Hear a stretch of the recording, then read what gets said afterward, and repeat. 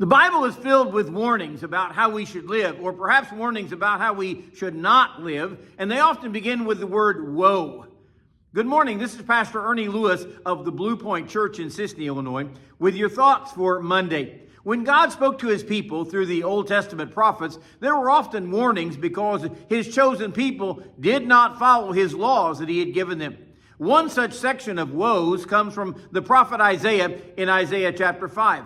Isaiah chapter 5 and verse 8 says, "Woe unto them that join house to house, that lay field to field, till there be no place, that they may be placed alone in the midst of the earth." The warning that is being spoken here actually has to do with greed or gaining more. Many of the people were amassing their fortune by gathering lands and properties. But you must understand the context of this passage. You see, the children of Israel had been allotted portions of the new land of Canaan, the promised land. It was to be divided among the 12 tribes. And these portions or parcels of land were to be their inheritance from God to his people. But some people, acting out of greed or avarice, were buying up, or perhaps in a dishonest way, were accumulating land parcels from their neighbors for themselves. This is often done out of the desires of covetousness or driven by materialism. Now, first of all, let me explain that there's nothing wrong with wanting to better oneself or even the practice of accumulating wealth and property to provide security for our future. But if you'll notice how this is worded, it seems that the greedy land grabbers were taking it all and leaving nothing for the rest of their family or for their people, Israel. He describes their amassing wealth as actually hoarding for themselves. The passage says that they join house to house and lay field to field till there's really nothing left.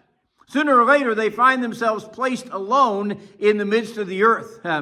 What they have done is pushed away all their neighbors, all their family, all their tribe. And they find themselves with no neighbors, no family, no friends to help them whenever they need help.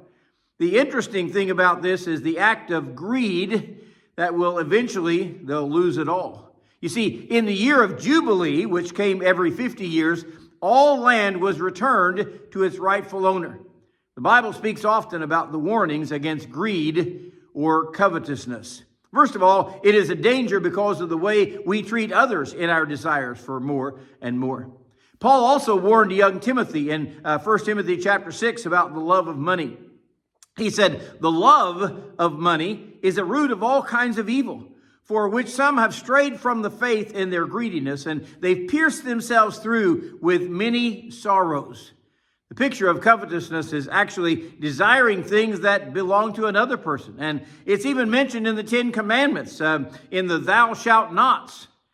So we need to check ourselves regularly to make sure that the ways of this world and their unwholesome desires do not overtake us as God's people, and instead we trust in God to provide for our needs.